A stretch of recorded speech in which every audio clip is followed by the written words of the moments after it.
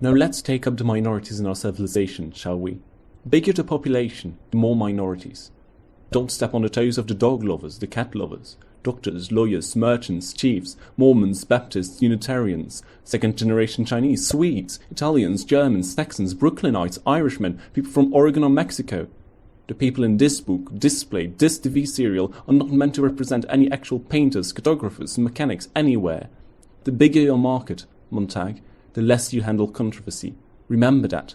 All the minor minorities with their navels to be kept clean.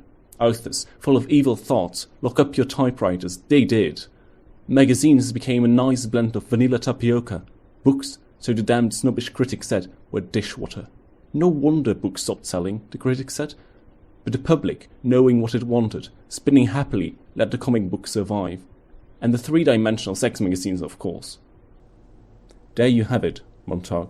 It didn't come from the government down. There was no dictum, no declaration, no censorship to start with, no. Technology, mass exploitation, and minority pressure carried the trick. Thank God. Today, thanks to them, you can say happy all the time. You are allowed to read the comics, the good old confessions, or trade journals. You must understand that our civilization is so vast that we can't have our minorities upset and stirred. Ask yourself, what do we want in this country? Above all, people want to be happy. Isn't that right? Haven't you heard it all your life? I want to be happy, people say.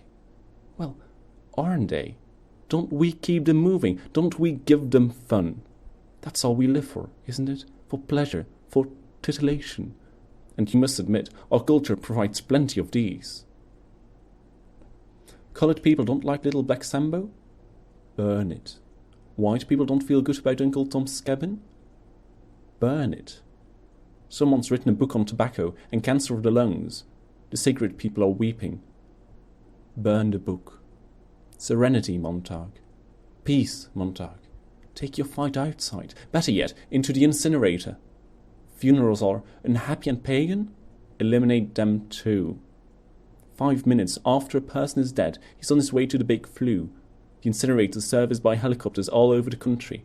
10 minutes after death, a man's a speck of black dust. Let's not quibble over individuals with memoriams. Forget them. Burn them all. Burn everything. Fire is bright, and fire is clean.